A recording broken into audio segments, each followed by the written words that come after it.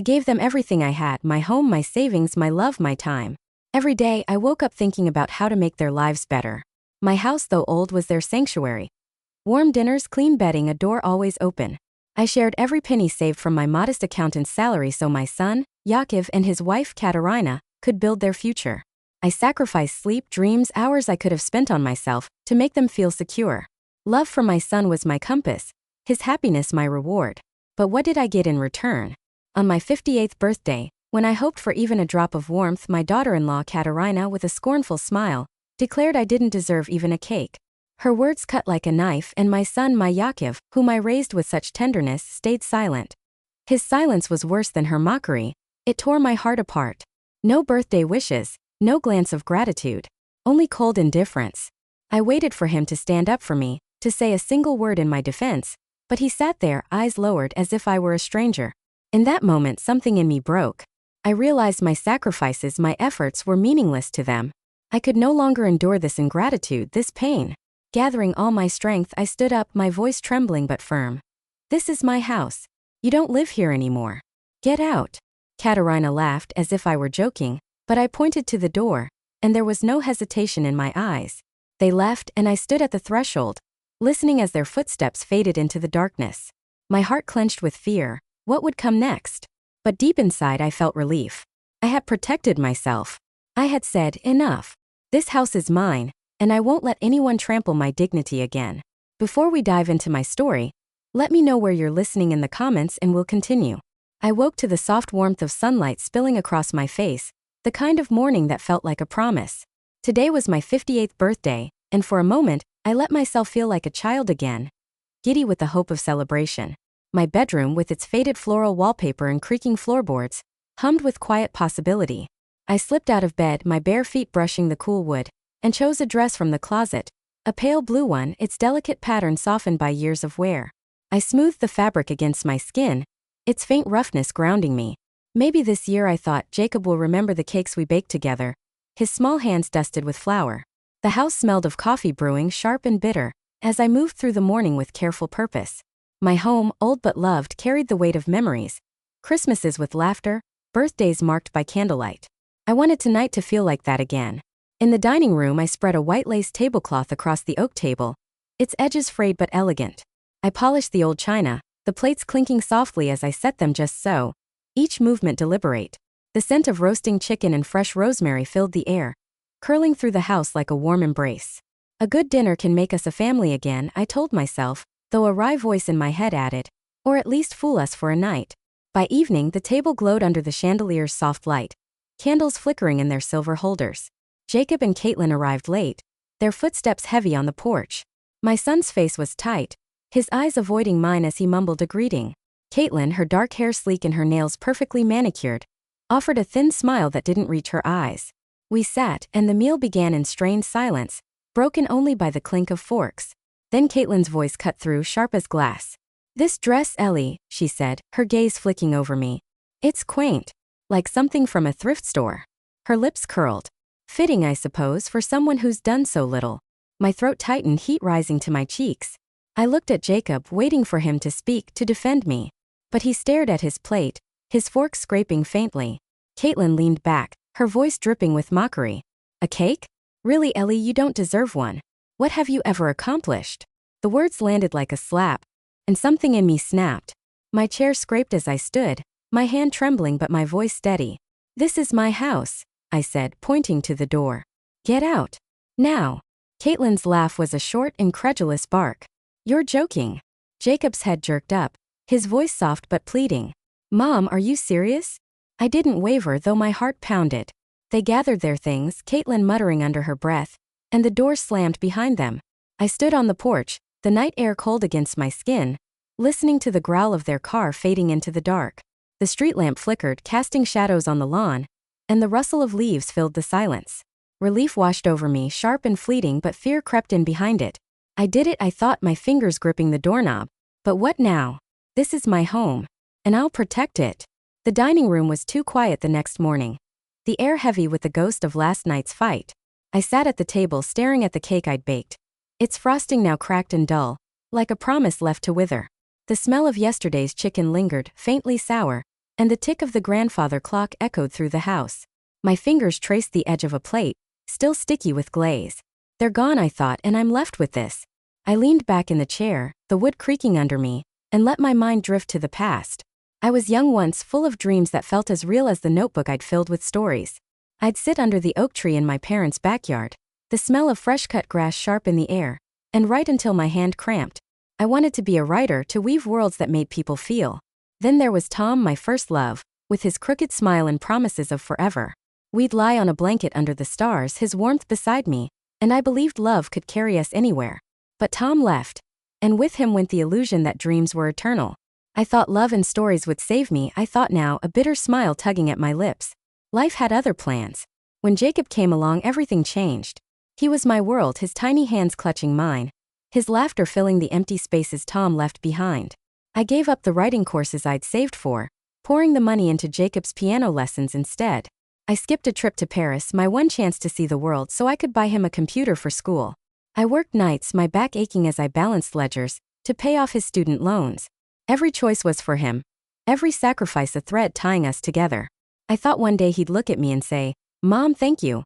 I thought, my chest tightening. But he couldn't even look at me last night.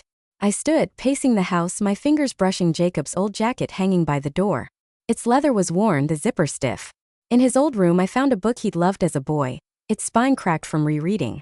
Was I too harsh? I wondered, guilt gnawing at me. He's my son. But he didn't defend me. The house felt too big, its corners webbed with dust, and I wondered if I'd lost more than I'd gained by sending them away. In the study I opened a drawer, searching for something to anchor me. My fingers brushed a faded photograph and I pulled it out. Jacob, barely a year old, grinned up at me, his eyes bright with trust.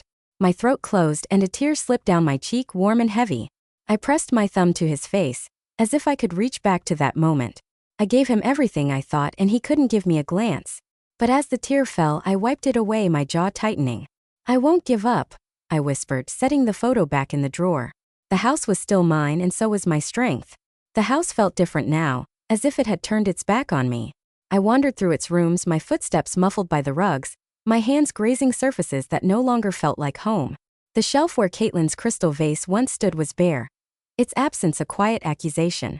Jacob's leather jacket hung by the door, its sleeves limp, as if waiting for him to return. The silence was oppressive, broken only by the faint groan of the house settling. Without them it's empty, I thought, but was it ever full? I paused before the hall mirror, my reflection catching me off guard. The lines around my eyes seemed deeper, my hair streaked with silver. Caitlin's voice echoed in my mind, sharp and dismissive. "You're just a boring accountant, Ellie." The words stung, burrowing into the cracks of my doubt. Was she right? I wondered, my lips trembling. Did I overreact, throwing them out? My fingers brushed the glass, cool and unyielding. Boring? I thought, a spark of irony flaring. I paid for their dreams while mine gathered dust. Needing distraction, I turned to the house. In the living room, I wiped down furniture, the damp rags smelling faintly of vinegar. Dust swirled in the sunlight, and I remembered cleaning when Jacob was small, his giggles filling the air as he toddled behind me. The memory ached, but my hands kept moving, mechanical and steady. In the study, I sorted through papers, bills, receipts, old tax forms, their rustle loud in the quiet. My mind churned, replaying the fight, Caitlin's sneer, Jacob's silence. Then among the papers, I found a bank statement, its edges yellowed. A line caught my eye, a transfer large and unfamiliar, linked to Caitlin's name. My pulse quickened, my fingers tightening on the page. The numbers didn't add up, the date too recent to ignore. What is this? I thought, my eyes narrowing. Is she hiding something? The room felt smaller, the air heavier, as questions crowded my mind. I carried the statement to the kitchen, where I sat with a steaming mug of chamomile tea. The lamp cast a soft glow, and the scent of the tea curled around me, calming but not enough. I stared at the numbers, my thumb tracing the ink. The house was still. The silence no longer a weight, but a space for clarity. They called me boring, I thought, a wry smile forming, but I see what they missed. I set the mug down, my hands steady now. "This isn't over," I said to the empty room, feeling a new strength take root. I stood before the cracked mirror in the hallway, tugging at the collar of an old wool coat I hadn't worn in years. Its fabric was rough under my fingers, the scent of mothballs clinging to it like a memory I couldn't shake. My reflection stared back, eyes shadowed with doubt. What will they think? I wondered, my stomach twisting. A woman who threw out her own son? The invitation from Margie, my childhood friend, burned in my mind. A coffee at the diner, a chance to escape the suffocating quiet of the house. I hesitated, the cold buckle of the coat biting into my palm. The creak of the wardrobe door echoed as I shut it, my decision made. I couldn't stay locked in here forever. The walk to the diner was brisk, the Ohio air heavy with the threat of rain. Fallen leaves crunched under my boots, their damp, earthy smell mingling with the faint tang of gasoline from passing cars. The town felt too small today, its familiar streets lined with prying eyes. A neighbor, Mrs. Callahan, paused while raking her lawn, her gaze lingering a beat too long. They know, I thought, my cheeks warming. This town's too nosy for secrets. I pulled my coat tighter, the wind sharp against my face, and quickened my pace. The diner was a warm reprieve, its windows fogged and the air thick with the scent of fresh coffee and frying bacon. Wooden tables, scuffed from years of use, glowed under yellow lights. Margie was already there, her gray curls barely tamed by a bright red scarf. She stood as I entered, wrapping me in a hug that smelled of lavender and cinnamon. "Ellie Grayson, you look like you've seen a ghost," she said, her laugh loud enough to turn heads.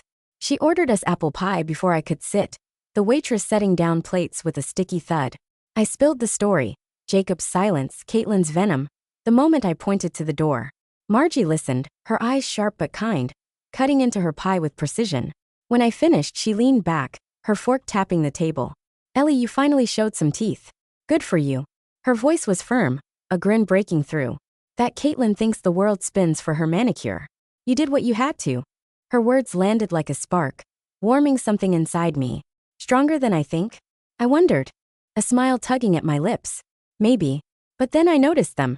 Two women at a corner table, their heads bent close. One adjusted her glasses, her eyes darting toward me. The other hid a smirk behind her coffee mug. My pulse quickened, the spoon in my hand suddenly cold. "They're talking about me," I thought, my face burning. The mother who banished her family. Margie followed my gaze and snorted. "Let's vispir. They've got nothing better to do." But the shame lingered, heavy as the pie I could barely taste. When I left, Margie pressed a paper coffee cup into my hands, its heat seeping through my gloves. The walk home was colder, the wind biting at my ears, but her words echoed. "You're stronger than you think." I stopped before my house, its windows dark against the gray sky. The coffee's bitter warmth steadied me, a small defiance against the chill. Maybe she's right, I thought, my grip tightening on the cup. Maybe I haven't lost yet. The kitchen table was a battlefield of papers, their edges curling like leaves left too long in the sun. I sat there, a cold mug of chamomile tea forgotten at my elbow, my fingers stained with ink. The faint smell of mildew rose from the stack of old bank statements and receipts, a reminder of how long I'd let things pile up. If I can't bring Jacob back, I thought, sighing, at least I can tame this mess. The lamp above cast a harsh glow, and my pencil scratched against a notepad, the sound sharp in the quiet. I was flipping through a statement when a number stopped me cold. A transfer, 5 figures, to an account I didn't recognize. My brow furrowed, and I reached for my calculator, its buttons clicking as I punched in digits. The name beside the transaction was Caitlin's. My pulse quickened, a flush creeping up my neck. This isn't right, I thought, underlining the amount with a trembling hand. I cross-checked dates, my eyes darting between pages, the rustle of paper loud in my ears.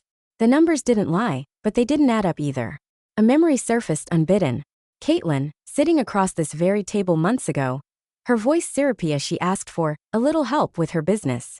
"Just a loan," Ellie, she'd said, tossing her hair, her eyes sliding away from mine. I'd written the check, ignoring the unease in my gut, telling myself it was for Jacob's sake. Now, staring at the statement, I saw her dodge for what it was. She played me, I thought, my jaw tightening. And I was too blind to see it. The irony wasn't lost on me. She called me boring, but I'm the one catching her now. I dug deeper, my hands moving faster, unearthing a crumpled envelope tucked beneath a pile. The bank's logo was faded, but the letter inside was crisp, its words a punch to the gut. Another transfer, unauthorized, linked to the same account. My fingers shook as I smoothed the page, the faint scent of ink sharp in my nose. This isn't a mistake, I thought, my heart pounding. This is theft. The kitchen seemed to shrink, the walls pressing in as the truth took shape. I gathered the papers, stacking them neatly into a folder, each movement deliberate. The lamp's light caught my reflection in the kitchen window. Eyes narrowed, lips set. I'm not just an accountant, I thought, sliding the folder shut. I'm the one who'll fix this. I leaned back, the chair creaking, and stared at the window, the night beyond it vast and unyielding. They'll regret this, I whispered, my voice steady. The folder lay before me, a weapon forged from truth, ready for the fight ahead. The phone buzzed in my hand, its screen glowing in the dim light of the living room.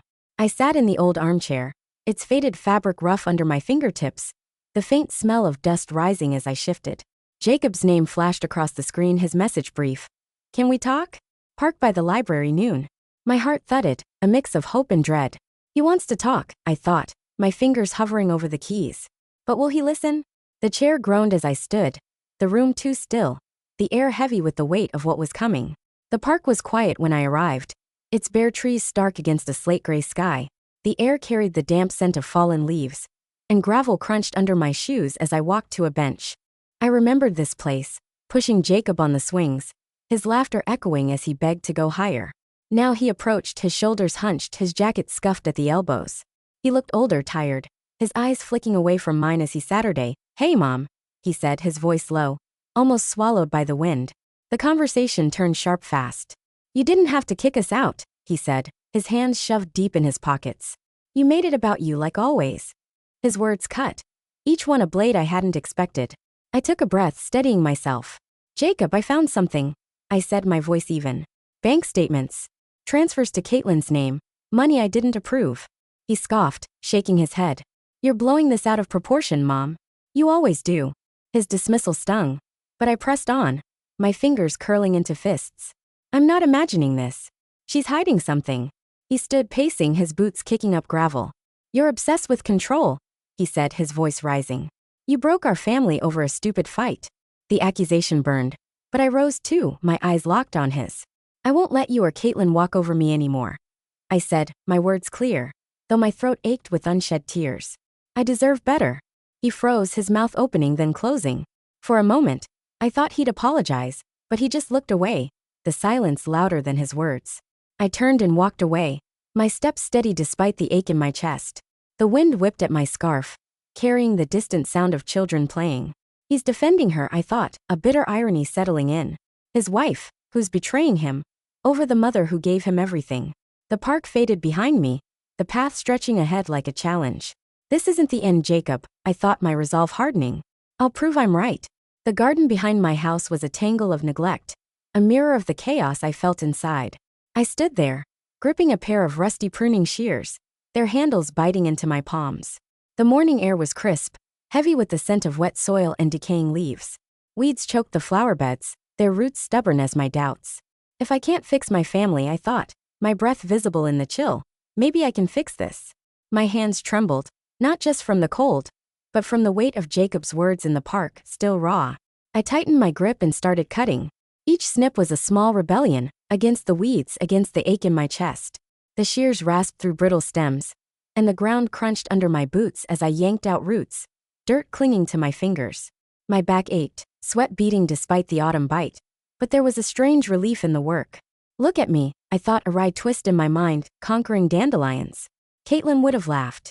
The garden was my soul laid bare, overgrown with regrets. But I could clear it, one stubborn weed at a time. As I worked, a memory stirred. I was 9, kneeling beside my mother in her garden, her hands smelling of lavender as she showed me how to plant tulip bulbs. The sun warmed my back, her laugh soft as she brushed dirt from my cheek. Keep going, Ellie, she'd said. Things grow if you give them time. She'd sacrificed so much, pouring her dreams into me, just as I had for Jacob. The parallel stung, but it steadied me. She didn't quit, I thought, slicing through a tangle of ivy. Neither will I. I paused, my breath heavy, and spotted a rosebush half buried in weeds. The one Jacob and I planted when he was 6, his small hands clumsy with the trowel. Its petals were faded, yellowed, but it still clung to life. My throat tightened, the memory of his giggle sharp as the thorns that pricked my skin. You're still here, I thought, brushing a petal. So am I. I hesitated, then began clearing around it, determined to save it, even if it hurt. A voice broke my focus. Ellie, you okay out here? Mrs. Larson, my neighbor, peered over the fence, her face creased with pity. Heard about Jacob. Must be hard. Her sympathy grated, a reminder of the town's whispers. I straightened, wiping dirt from my jeans. I don't need pity, Mrs. Larson, I said, my voice sharper than intended. I'll manage. She nodded, retreating, and I turned back to the garden. the evening light casting long shadows. I sank to the ground, exhausted, the earth cool beneath me. This is just the start, I thought, my fingers tracing the rose's stem, feeling the first flicker of a new path. The lawyer's office was a cramped box of chaos, papers teetering on every surface and the sharp scent of coffee cutting through the air. I sat across from Sarah, a young woman with a messy bun and a quick smile, clutching my folder of damning documents. My heart thudded, the folder's edges warm under my fingers, as I tried to ignore the hum of a flickering fan overhead. I'm not ready for this, I thought, my throat dry. But there's no turning back. Sarah leaned forward, her jeans and casual blouse at odds with the weight of what I was about to share. All right, Ellie, she said, her voice bright but focused. Lay it on me. Margie said you've got a story. I hesitated, then opened the folder, spilling out the tale of Caitlin's betrayal. The bank statements, the unauthorized transfers, the lies disguised as loans. Sarah listened, sipping her coffee, her pen tapping a steady rhythm. When I finished, she grinned, tossing her pen onto a pile of papers. Well, damn. Caitlin thinks she's slick, but we're sharper. Her bluntness startled a laugh out of me, easing the knot in my chest. She flipped through the documents, her brow furrowing as she scribbled notes. These transfers? Shady as hell. We've got grounds for a case. Maybe fraud, definitely breach of trust. Your house is safe with me, Ellie. Her confidence was a lifeline, pulling me from the doubt that had clung since Jacob's accusations. A memory flickered. Years ago, helping a friend through a divorce, the sterile smell of a courthouse making me swear I'd never end up there. Life's got a sense of humor, I thought, a bitter edge to the realization. Here I am, fighting for what's mine. My phone buzzed, Caitlin's name flashing on the screen. We need to talk. My stomach twisted, anger flaring at her audacity. I silenced the phone, my fingers tight around it. Your words don't own me anymore, I thought, turning back to Sarah. She caught my expression and smirked. Ignore her. She's scrambling. Her certainty grounded me, a reminder I wasn't alone. As I left, the afternoon air was cool, carrying the faint smell of rain-soaked pavement. Sarah's promise to call echoed in my mind, and I felt a shift. She wasn't just a lawyer. She was a partner in this fight. My reflection in a shop window caught my eye, my shoulders straighter than before. I'm not alone, I thought, the street stretching before me like an open road. And I'm not done. The library was a cocoon of silence, its air thick with the musty scent of old books. I sat at a corner table surrounded by bank statements and my laptop, its screen casting a pale glow. My fingers flew across the pages, red pen circling transactions that didn't belong. The numbers were my allies, cold and unyielding, revealing truths Caitlin thought she'd buried. She underestimated me, I thought, my jaw tight, but I know numbers better than she knows lies. The soft click of my keyboard blended with the distant hum of an air conditioner, grounding me in the task. I traced a series of transfers, each labeled consulting services, funneled to an account in Caitlin's name. My eyes narrowed, the red ink bleeding into the paper as I marked another. Consulting? I thought, a bitter laugh in my mind. Her only business was fleecing me. The amounts were staggering, siphoned over months, hidden behind vague descriptions. I cross-checked dates, my pulse quickening as the pattern emerged, deliberate, calculated theft. The library's stillness amplified my focus, each discovery a spark of fury and triumph. A memory clawed its way up. Caitlin at my kitchen table last year, her voice smooth as she pitched an investment opportunity. It's a sure thing, Ellie, she'd said, her perfume sharp, her smile too bright. I'd trusted her, handed over access to an account, believing it was for Jacob's future. The shame of that moment burned, but it fueled me now. I was naive, I thought, my pen pressing harder, but I'm not anymore. The numbers didn't just tell a story, they screamed it. I pulled out my phone, dialing the bank, my hand steady despite the knot in my chest. The clerk's voice was clipped but professional, confirming what I'd feared. The transfers were unauthorized, the account tied to Caitlin alone. We'll need to investigate, he said, and I scribbled notes, the scratch of my pen loud in my ears. This is real, I thought, my heart racing. I've caught her. The call ended and I leaned back, the chair creaking, the weight of the truth settling in. Outside, rain fell in sheets drumming against the library windows as I packed up. I tucked my laptop under my jacket, the cold drops stinging my face as I stepped into the storm. Streetlights blurred in the downpour, their glow fractured on the wet pavement. I walked home, the laptop heavy but grounding, a shield of evidence. This is just the beginning, Caitlin, I thought, my steps firm despite the rain. The truth is mine now. The attic was a maze of shadows, its air thick with dust that danced in the faint glow of a bare bulb. I sat cross-legged on the creaking floorboards, surrounded by forgotten boxes, my fingers brushing the carved lid of my mother's old jewelry box. Its wood was smooth, worn by time, and the faint scent of lavender wafted up as I lifted the lid. Inside, a silk shawl, a few tarnished rings, and a bundle of yellowed letters nestled together, each item a whisper of her life. "What else did you leave me, Mama?" I thought, my chest tightening. The house below was silent, but up here the past felt alive. I unfolded the shawl, its fabric soft as a sigh, and pressed it to my cheek. The smell of lavender pulled me back to childhood, to a kitchen warm with the aroma of simmering herbs. I was 10, perched on a stool watching Mama chop carrots, her hands deft despite the weight of her day. Her braid slipped from her scarf and she smiled at me, but her eyes held a quiet sadness. My father barely noticed her efforts, his attention elsewhere, and she bore it with a grace I didn't understand then. "You were so strong," I thought now, my fingers tracing the shawl's frayed edge. "But why did you let them dim your light?" The realization hit hard. I'd walked her path. I'd poured my dreams into Jacob, just as she had into me, only to be met with silence, with dismissal. The ache of it was sharp like a splinter under skin. I thought I'd be different, I thought, a bitter twist in my mind, but I've been her echo. Anger flared. Not at her, but at the cycle I'd fallen into. I wouldn't let it claim me. I sifted through the letters, her neat handwriting a map of her heart, until my fingers found a small leather-bound notebook tucked beneath them. It was her diary. The pages crackled as I opened it, the ink faded but legible. I wanted to paint, she'd written, to capture the world in color. But there's no time. The children need me. Her words were a mirror, reflecting my own buried dreams of writing, of a life I'd set aside for Jacob. The pain of her unfulfilled hopes mingled with my own, but it also sparked something fierce. "You couldn't chase your dream," I thought, my eyes stinging, "but I can still fight for mine." The diary was heavy in my hands, a call to break free. I closed the box, the latch clicking softly, and stood, clutching the diary. The attic stairs groaned as I descended, the house's silence wrapping around me. "I won't stay quiet like you did," I thought, my grip tightening on the notebook. The air felt charged, as if Mama's strength had seeped into me. I paused at the bottom of the stairs, the diary a weight of purpose in my hand. "This is my truth," I thought, "and I'll defend it." The courthouse loomed like a gray monolith, its stone facade cold under a restless sky. I stood outside, clutching my leather satchel, its straps slick with sweat from my palms. The wind whipped at my scarf, sharp with the promise of rain, and my legs felt unsteady, as if the ground might shift beneath me. I never thought I'd be here, I thought, my pulse hammering. But here I am. The heavy doors creaked as I pushed through, the sound echoing in the cavernous lobby. Inside, Sarah waited in a fluorescent-lit corridor, the air heavy with the scent of floor polish. She flashed a grin, her glasses slipping down her nose as she rifled through papers. "Ready to nail this, Ellie?" she asked, her voice light but edged with steel. I nodded, though my stomach churned. She walked me through the strategy, our evidence, the timeline of Caitlin's transfers, the legal grounds for fraud. "The numbers don't lie," she said, tapping a folder. "And neither will we." Her confidence steadied me, but a memory of Jacob's voice cut through. "Mom, don't do this. You'll ruin everything." The plea had been desperate, his call last night leaving me sleepless.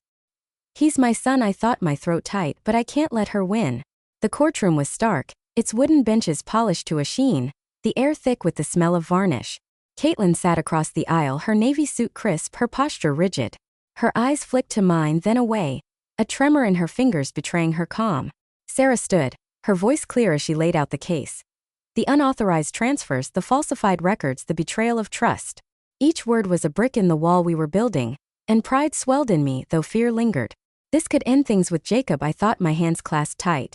But I deserved justice. The judge's gavel fell, signaling a recess, and I stepped outside, the air cool against my flushed skin. The satchel felt lighter, as if the truth had shed its weight, but my heart was heavy with thoughts of Jacob. I did it, I thought, my steps echoing on the courthouse steps. And I'll see it through. The sky was bruised with clouds, but I walked on, the fight far from over. The bedroom was a cocoon of darkness, the only sound my uneven breathing as I sat on the edge of the bed, clutching a pillow to my chest.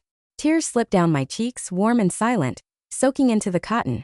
The trial had drained me, each moment in that courtroom a test I wasn't sure I'd passed. Was it worth it? I thought, my fingers digging into the pillow's rough weave. Have I lost him for good? The house was too quiet, its stillness a weight that pressed against my ribs. I thought of Jacob, of the boy he'd been. A memory flickered. Him at 5, sprawled on the living room floor, crayons scattered around him as he drew a birthday card for me. His cheeks were smudged with blue paint, his laugh bright as he handed me the crooked heart he'd made. "For you, Mommy," he'd said, his eyes shining. The warmth of that moment clashed with the cold reality of now, and my chest ached. Where's that boy? I wondered, my throat tight. Will he ever come back? The irony stung. I fought for justice, but I'm left with emptiness. I stood, the floor cold under my bare feet, and wandered through the house, my fingers trailing over Jacob's old things. A wooden train, its paint chipped, sat on a shelf. A dog-eared book of fairy tales lay in a drawer, its pages soft from his small hands. Each touch was a wound, a reminder of what I'd lost. You can't give up, I told myself, but the words felt hollow. Not now. The air smelled faintly of dust, the house a mausoleum of memories I couldn't escape. A letter on the kitchen table caught my eye. Sarah's handwriting bold on the envelope. I tore it open, my hands trembling, and scanned the words. New evidence, a witness willing to testify about Caitlin's schemes. My tears slowed, the paper crinkling in my grip. There's still a fight to win, I thought, a spark igniting. I walked to the window, the first light of dawn painting the sky in soft pinks. I wiped my face, the salt stinging my skin. I'm weak, I thought, but not broken. The horizon glowed, a promise of something beyond the pain. The knock at the door was soft, almost hesitant, but it startled me from my thoughts. I opened it to find a wicker basket on the porch, its contents wrapped in a checkered cloth. The sweet scent of vanilla and butter wafted up, and tucked inside was a note in looping handwriting. Hang in there, Ellie. Mrs. Larson. I stood frozen, the morning mist cool against my skin, the creak of the porch underfoot grounding me. Someone cared enough to do this? I thought, my fingers brushing the crisp paper. After everything? The gesture was small, but it cracked open something in me I thought was sealed shut. That basket was the first ripple in a wave of kindness. By noon, a letter arrived from Tom, an old friend from high school, his words scrawled in fountain pen. Heard about your fight, Ellie. You're tougher than you know. Later, Linda from down the street called, her voice warm as she invited me for coffee. No pressure, just us, she said, and I could hear her smile. Then 2 neighborhood kids showed up, their hands smudged with chalk, offering a fistful of daisies they'd picked from a vacant lot. The flowers were wilted, but their shy grins made my throat tighten. This town, I thought, a wry twist in my mind, knows your every mistake but somehow decided to save you. I remembered the days after I'd sent Jacob and Caitlin away, when the house felt like a tomb. I dodged neighbors, convinced their glances held judgment, the bitter smell of cold coffee my only company. I thought I was alone, I thought now, setting the daisies in a glass of water, their faint earthy scent filling the kitchen. Maybe I was wrong. The shame of those lonely days lingered, but these gestures, simple, unasked for, were stitching together the pieces of me I'd thought were lost. At the coffee shop with Linda, the air thick with the aroma of espresso, she leaned in, her eyes bright with gossip. Heard Caitlin's been bragging about some big deal, she said, stirring her latte. Sounds like she's all talk. My grip tightened on my mug, the ceramic hot against my palm. She's still playing games, I thought, anger flaring but tempered by a new certainty. Linda's words were a spark, fueling the fire I'd been stoking since the library. You thought you'd fool everyone, Caitlin, I thought, but the truth's catching up. By evening, I sat on the porch, the letter from Tom in my lap, its paper worn from rereading. The sun dipped low, bathing the street in gold, and the air carried the faint rustle of leaves. I bit into a cookie from the basket, its sweetness lingering on my tongue. They believe in me, I thought, the warmth of the town settling around me like a quilt. And I'm starting to believe in myself. The fight wasn't over, but for the first time, I felt the strength of others behind me. The old piano in the living room stood like a forgotten sentinel, its lacquered surface dulled by years of neglect. I ran my fingers over the yellowed keys, their texture rough under my touch, and pressed one. A single note rang out, wobbly but clear, stirring something deep in my chest. When did this house last hear music? I thought, my heart quickening. The room was dim, the air faintly scented with wood polish, and the pedal creaked as I tested it. I'd always meant to play again, but life, Jacob, work, sacrifices had buried that dream. Today I wanted it back. I sat on the bench, its cushion sagging, and tried a scale. The notes stumbled, a clumsy jangle that made me laugh. A sound so foreign it startled me. Beethoven would have fled, I thought, grinning at my own ineptitude. But the act of trying, of coaxing sound from silence, felt like reclaiming a piece of myself. My fingers fumbled, missing keys, but each attempt was lighter, freer. The piano was my voice, rusty but waking, and I wasn't ready to let it stay silent. A memory surfaced. Me at 16, hunched over a school piano, the classroom smelling of chalk and old wood. My teacher, Mrs. Ellis, tapped a metronome, her voice sharp but kind. Feel the music, Ellie, she'd said. I'd dreamed of being a musician, of letting notes carry my heart to the world. But I'd quit, taking a job to help Mama. My dreams tucked away like sheet music in a drawer. I put myself last, I thought, now my fingers pausing. Not anymore. I opened the piano's bench, finding a tattered music book inside. Its pages marked with Mrs. Ellis's neat pencil notes. Twinkle, twinkle, little star, I read, chuckling at the simplicity. I propped it up and played, the melody halting but recognizable. Each note was a small victory, a spark of joy I hadn't felt in years. This is mine, I thought, my shoulders loosening. No one can take it away. The phone rang, shattering the moment. Sarah's name flashed on the screen, her voice brisk. Next hearing scheduled. Ellie, we're ready. The reminder of the trial pulled me back, but the melody lingered in my fingers. I returned to the keys, finishing the tune, the final note humming in the air. I'm playing, I thought, and I'm fighting. The piano's voice was mine, and it was starting to sing. The doorbell chimed, sharp and unexpected, cutting through the evening's quiet. I opened the door to find Caitlin standing there, a bottle of red wine in her manicured hands, her smile as polished as her lipstick. The porch light caught the gloss of her hair, but her eyes were tight, betraying the act. Ellie, she said, her voice syrupy, can we talk? My fingers tightened on the doorknob, the metal cold against my palm. Wine won't erase what you did, I thought, forcing a thin smile. Sure, I said, stepping aside, the air heavy with her floral perfume. She settled on the couch, crossing her legs, the bottle clinking on the coffee table. I owe you an apology, she began, her tone soft, practiced. That birthday dinner, it got out of hand. I didn't mean to hurt you. Her words were smooth, but she avoided my gaze when I leaned forward, my voice steady. And the money, Caitlin? The transfers you never mentioned. Her smile faltered, a flicker of panic in her eyes before she recovered, tossing her hair. Misunderstandings, Ellie. We're family, aren't we? Family doesn't steal, I thought, my jaw tight, but I kept my tone even. Are we? A memory flashed. Caitlin in my kitchen a year ago, her voice coaxing as she asked for a loan. It's for our future, Ellie, she'd said, the smell of her coffee sharp in the air. I'd ignored my doubts, signing the check for Jacob's sake. Now, her lies were as clear as the numbers I'd uncovered. I trusted you, I thought, but never again. Her apology was a performance, and I wasn't her audience anymore. She leaned closer, her voice dropping. Jacob's struggling, you know. This fight, it's tearing him apart. The mention of my son was a calculated jab, meant to twist my heart. My chest ached, but I held her gaze. He'll decide who to trust, I said, my words clipped. I'm not the one hiding things. Her lips parted, but no words came, her fingers twitching around the wine bottle. You thought you could play me, I thought, a bitter irony settling in. Not this time. I stood, my voice polite but firm. Thanks for the wine. I have things to do. She hesitated, then rose, her heels clicking as she left. I closed the door, the lock snapping shut, her footsteps fading into the night. The hallway was still, the faint scent of her perfume lingering. You won't break me, I thought, my hand steady. The house was mine, and so was this victory. The courtroom was a crucible, its air thick with the scent of polished wood and anticipation. I sat on the edge of a hardwood bench, my fingers gripping its smooth surface, the grain cool under my sweating palms. The judge's voice cut through the hum of the room, steady and final, as she delivered the verdict. Caitlin was liable for the unauthorized transfers, ordered to repay every cent, and my house, my sanctuary, remained mine. A wave of relief crashed over me, loosening the knot in my chest, but I kept my face composed, my chin high. Sarah beside me squeezed my hand, her eyes bright with triumph. We did it, I thought, my heart pounding. I did it. Across the aisle, Caitlin's face drained of color, her lips a tight line as her lawyer whispered urgently in her ear. Her tailored suit, once a shield of confidence, now seemed like a costume, ill-fitting in defeat. I felt no glee, only a quiet satisfaction, tempered by the weight of what this victory had cost. You thought I'd crumble, I thought, a wry edge to my mind, but your game's over. Sarah leaned close, her voice low. You held your ground, Ellie. This is yours. Her words were a bomb, grounding me in the moment. A memory flickered.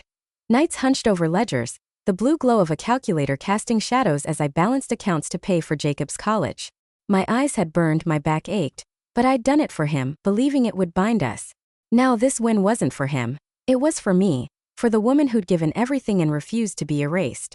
I earned this, I thought, my fingers tightening on the bench, and I'm taking it back. I scanned the room, hoping against hope to see Jacob's familiar silhouette. But the seats behind Caitlin were empty, their vacancy a sharp sting. You chose her, I thought, my throat tightening, but I'm choosing myself. I swallowed the hurt, refusing to let it spill over, and straightened my shoulders. The gavel fell again, signaling the end, and the room stirred with murmurs and rustling papers. Outside, the air was crisp, carrying the faint tang of rain-soaked stone.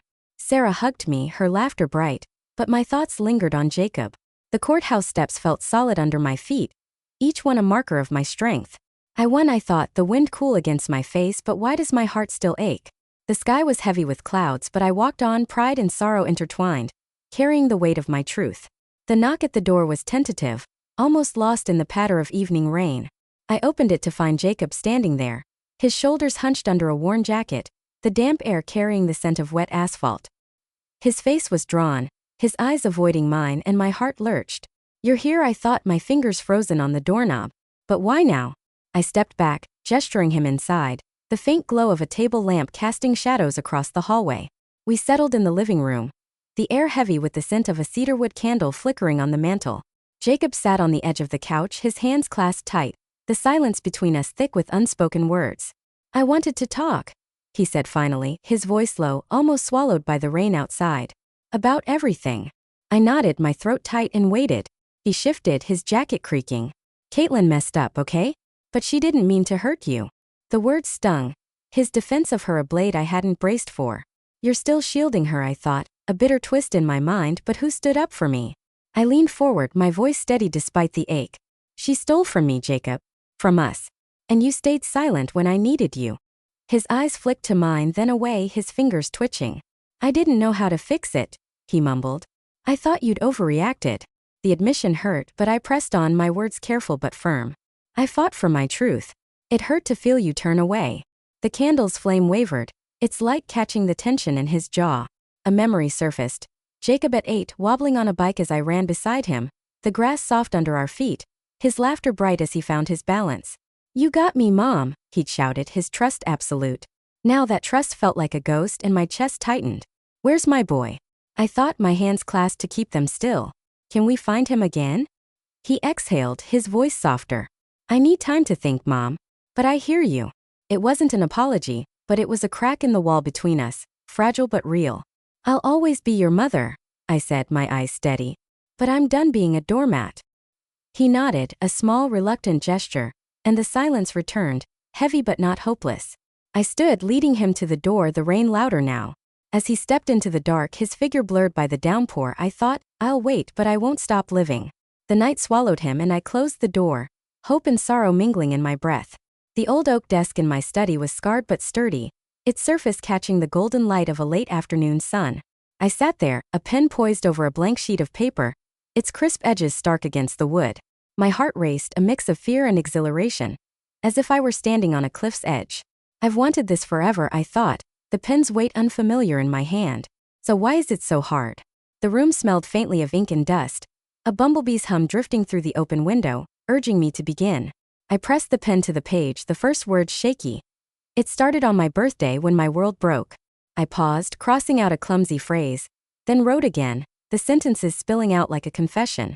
The pain of that night, the sting of Caitlin's words, Jacob's silence, poured onto the paper, but so did my strength, the fire that had carried me through. Each word was a step toward the writer I'd dreamed of being, a voice I'd silenced for too long. This isn't a masterpiece, I thought, a wry smile tugging at my lips, but it's mine. A memory stirred me at 20, hunched over a notebook in a cramped apartment, scribbling stories by candlelight. Mama had called writing a fool's dream, her voice sharp with worry, and I'd hidden my work, ashamed. The smell of melting wax, the scratch of my pencil, they were vivid now, a reminder of the girl I'd buried. I hid myself then, I thought, my pen moving faster, but I'm here now. The act of writing was a rebellion, a reclaiming of the dreams I'd set aside for others. My phone buzzed, Sarah's name flashing on the screen. Caitlin's filing an appeal. We'll handle it. My stomach twisted, the familiar weight of her schemes pressing in. I set the phone down, my jaw tight. You won't stop me, I thought, returning to the page. The words flowed again, steadier now, each one a defiance of the fear that had once held me back. I'm writing, I thought, and that's enough for now. The sun dipped lower, painting the room in shades of orange. I leaned back, the chair creaking, and looked at the page, half filled with my uneven scrawl, alive with my truth. This is my beginning, I thought, my fingers tracing the ink. And no one can take it. The light faded, but the words remained, a spark of something new. The living room smelled of fresh paint, a sharp, clean scent that mingled with the faint dust of years. I stood in its center, a paintbrush in hand, its bristles stiff with white primer. A drop fell, splattering the tarp-covered floor in a bright burst, And I smiled, the act of creation stirring something deep.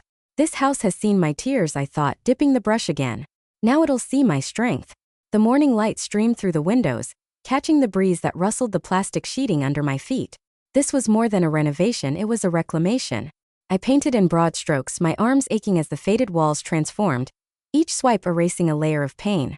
The old couch was pushed aside, its fabric worn but salvageable, and I scrubbed the oak table until it gleamed.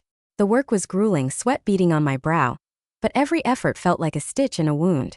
Not exactly Michelangelo, I thought, a wry chuckle escaping as I smudged paint on my cheek, but this wall's my masterpiece.